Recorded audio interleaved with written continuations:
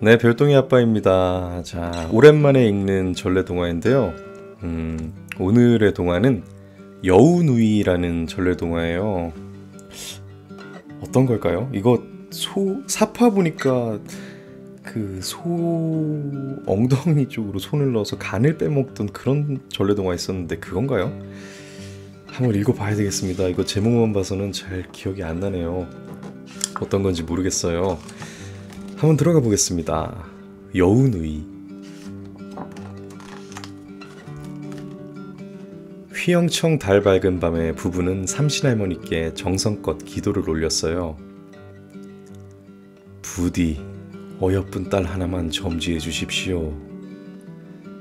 부부에게는 아들이 셋 있었지만 예쁜 딸을 낳고 싶었어요. 예쁜 딸을 갖고 싶다고? 멀리서 부부를 지켜보던 여우의 눈이 달빛에 반짝 빛났어요.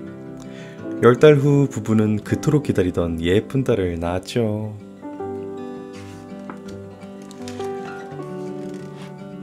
부부는 늦게 얻은 딸을 온갖 정성을 들여 키웠어요. 그런데 어찌된 일인지 딸은 나날이 야위어 갔어요. 아가야, 이 무얼 먹고 싶으냐? 아가야, 어디가 아프니? 부부는 딸아이 걱정에 한숨이 끊이질 않았어요. 누이 동생아, 앵두 좀 먹으렴. 오빠들이 뒤뜰에서 먹음직스런 앵두를 따왔어요. 산딸기가 더 맛있을 거야. 이번에는 빨갛게 잘 익은 딸기를 따왔지요. 싫어, 다 싫어. 아무것도 안 먹을 거야. 새 형제는 귀여운 누이 동생이 심통을 부리자 안절부절 어쩔 줄 몰랐어요. 그런데 어느 날부터 집안에 이상한 일이 생겼어요. 가축들이 이유 없이 하나 둘 죽기 시작했죠. 한 마리, 두 마리, 세 마리, 네 마리. 아침마다 하인들은 죽은 가축의 숫자를 세느라 바빴어요.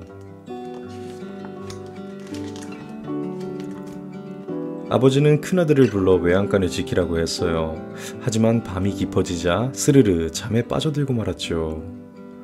다음날 어김없이 소 한 마리가 또 죽었어요.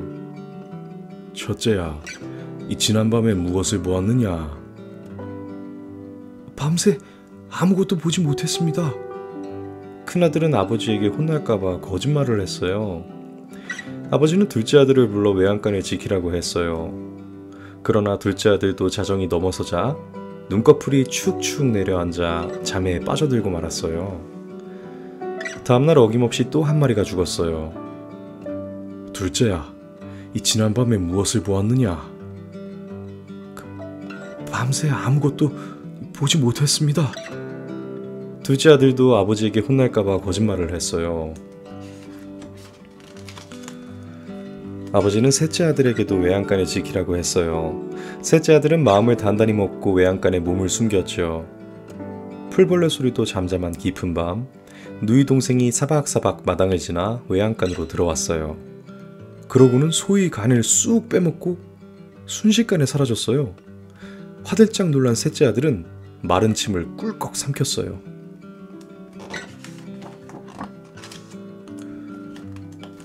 다음날 아버지는 셋째 아들을 불렀어요.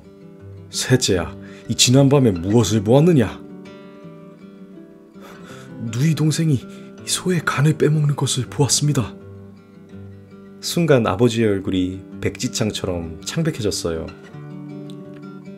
오라비가 되어서 이 누이 동생을 시샘하는 것도 모자라서 이 거짓말까지 하는구나. 꼴도 보기 싫으니 당장 집에서 나가거라. 아버지는 불같이 화를 내며 셋째 아들을 집에서 쫓아냈어요.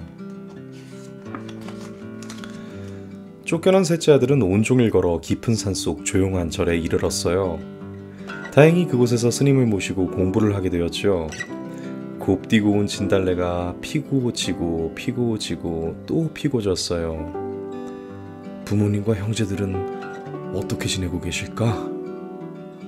셋째 아들은 해가 갈수록 가족들이 걱정되었어요. 참다 못한 셋째 아들은 스님께 집에 다녀오겠다고 말씀드렸어요. 스님은 셋째 아들에게 호리병 3개를 주며 말했어요. 이것을 잘 간직하고 있다가 아주 급할 때 쓰도록 해라.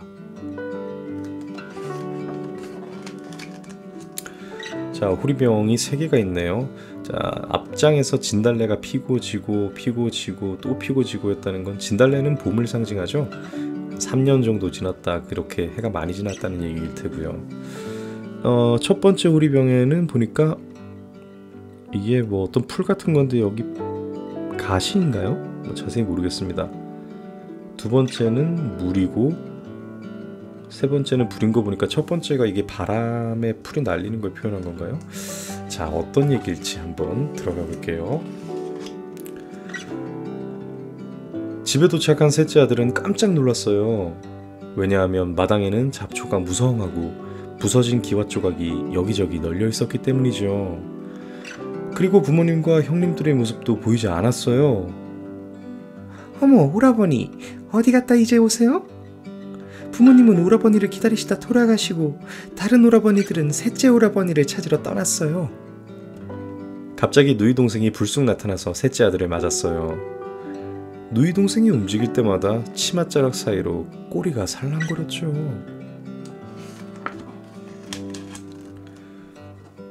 누이 동생은 저녁밥을 지어주겠다며 셋째 아들을 방 안으로 밀어넣었어요. 셋째 아들은 이때다 싶어 살금살금 밖으로 나왔어요. 오라버니, 그렇게 몰래 가시면 어떡해요? 도망가려던 셋째 아들을 발견한 누이 동생은 셋째 아들의 손과 자신의 손에 실을 묶고 밖으로 나갔어요. 누이 동생의 발소리가 점점 멀어지자 셋째 아들은 얼른 실을 풀어 문고리에 묶고는 집을 빠져나왔어요. 텃밭에서는 누이 동생의 노랫소리가 들려왔어요. 해야 해야 빨리 져라.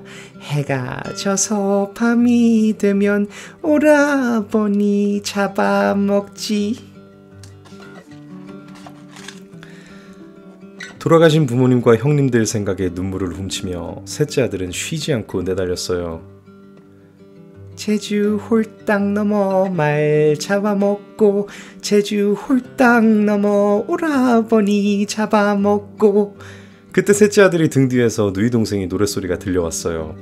누이 동생이 어찌나 빨리 뒤쫓아오는지 금방 잡힐 것만 같았죠.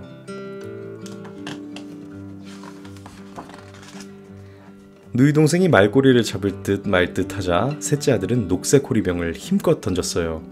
그러자 뾰족한 가시넝쿨이 사방에서 뻗어나오더니 커다란 덤불을 만들었죠. 가시넝쿨에 휘감긴 누이 동생이 발버둥을 치자 꼬리 9 달린 여우로 모습이 변했어요. 아까 첫 번째 호리병에 들어있던 게 가시덤불이 맞았네요. 그 틈에 셋째 아들은 더 빨리 내달렸어요. 이 정도면 못 따라오겠지? 제주 홀딱 넘어 말 잡아먹고 제주 홀딱 넘어 오라버니 잡아먹고.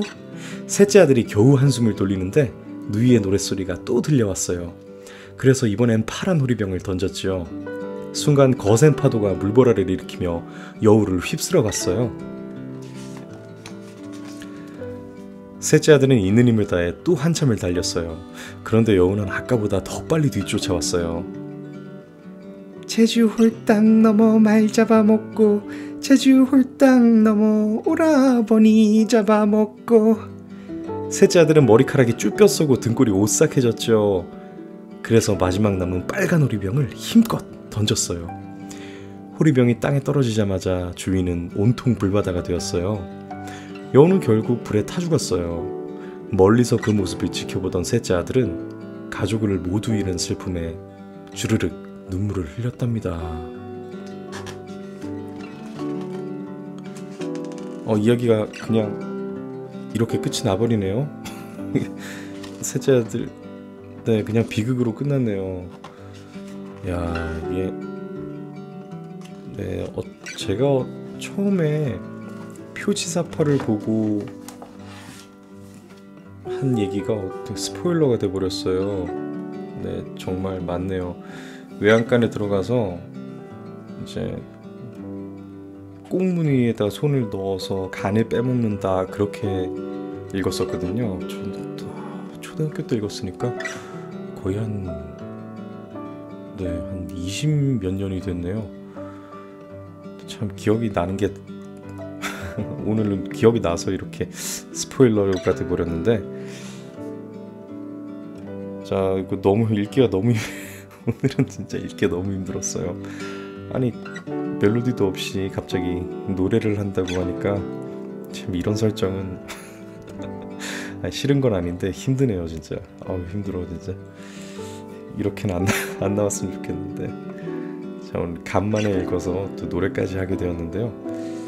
자 우리 전래동화에 보면 여우가 참 이렇게 좀 비열하고 좀 나쁘게 나오죠. 게다가 예쁜 딸을 갖게 해달라고 저희도 많이 기도를 드리는데 이거 상당히 좀 느낌이 안 좋습니다. 동화가 좀 약간 불쾌하고 우리 부부에게는 절대 이런 일이 없기를. 너무 오냐오냐 키우면은 여우가 아니어도 여우로 만들게 되는 꼴이 되겠죠. 그러니까 좀 옳고 그름을 잘 분별력 있게 잘 가르쳐야 될 것 같습니다.